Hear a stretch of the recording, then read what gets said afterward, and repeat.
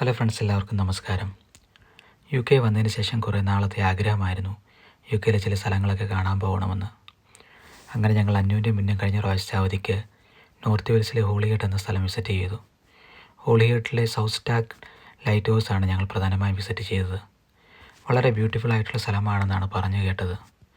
അന്യം മുന്നും വളരെ സന്തോഷത്തിലായിരുന്നു.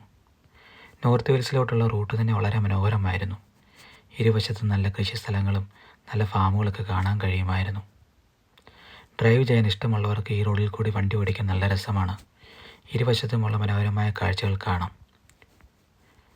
പകുതി ദൂരം കഴിയുമ്പോൾ ഒരു വശത്ത് നല്ല നീലക്കടൽ നമുക്ക് കാണാൻ കഴിയും. ഹോളിഗേറ്റ് ലൈറ്റ് ഹൗസിന് അടുക്കുമ്പോൾ ഒരു വലിയ കുന്നിൻ്റെ മുകളിലോട്ടാണ് നമ്മൾ കയറി പോകുന്നത്.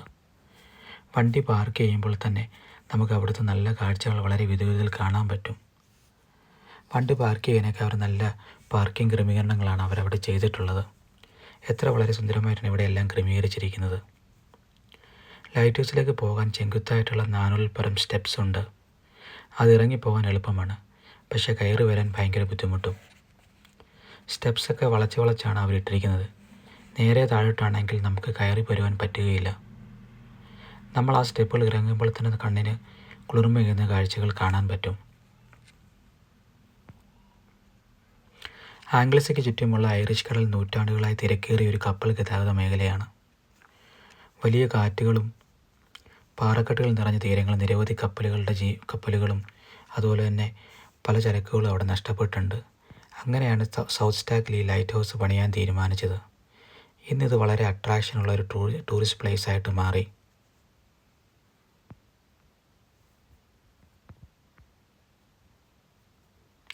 ലൈറ്റ് ഹൗസിലോട്ട് ഇറങ്ങി പോകുമ്പോൾ തന്നെ നമുക്ക് വിശ്വസിക്കാനാവാത്ത കാഴ്ചകളാണ് നമുക്ക് കാണാൻ പറ്റുന്നത്. നീണ്ടു നിൽക്കുന്ന നീലക്കടൽ. ഒരു ദിവസത്തിൽ തന്നെ കുറേ ആളുകൾ അവിടെ വരുന്നുണ്ട് വിസിറ്റ് ചെയ്യാൻ വേണ്ടി. പ്രായമായവരും പ്രായം കുറഞ്ഞവരെല്ലാം. കാണാൻ ഇത് വളരെ ഭംഗിയാണ്. അന്നു വളരെ പെട്ടെന്നാണ് സ്റ്റെപ്പുകൾ ഇറങ്ങി പോയിക്കൊണ്ടിരുന്നത്. പക്ഷേ മിന്നു ഇച്ചിരി സ്ലോയാണ്. അവൾക്ക് ഈ സ്റ്റെപ്പുകൾ ഇറങ്ങാൻ വളരെ പേടിയുള്ള കൂട്ടത്തിലാണ്. നമ്മൾ ഈ വീഡിയോയിൽ കാണുന്ന പോലെ തന്നെ വളരെ വലിയ പാറക്കെട്ടുകളാണ് ഈ സൈഡുകളിൽ കാണുന്നത്. ഈ പാറക്കെട്ടുകൾ പൊട്ടിച്ചാണ് ഇവർ സ്റ്റെപ്പ് താഴോട്ട് പണിതിട്ടിരിക്കുന്നത്. ഇറങ്ങിപ്പോകുന്ന സ്റ്റെപ്പുകളുടെ ഇരുവശത്തും നല്ല കല്ല് കെട്ടിയ കയ്യുരികളായിരുന്നു. വളരെ സുരക്ഷിതമായി നമുക്ക് താഴോട്ട് പോകാൻ കഴിയും. നമ്മൾ ലൈറ്റ് ഹൗസിലോട്ട് പോകുമ്പോൾ 2-3 കുപ്പി വെള്ളമൊക്കെ നമ്മുടെ കയ്യിൽ കരുതണം. കാരണം ഇറങ്ങിപ്പോകാൻ എളുപ്പമാണ്. തിരിച്ചു വരുമ്പോൾ കുറച്ച് നേരം നമുക്ക് പകുതി സ്ഥലങ്ങളിൽ നിന്നേ വരാൻ പറ്റത്തുള്ളൂ.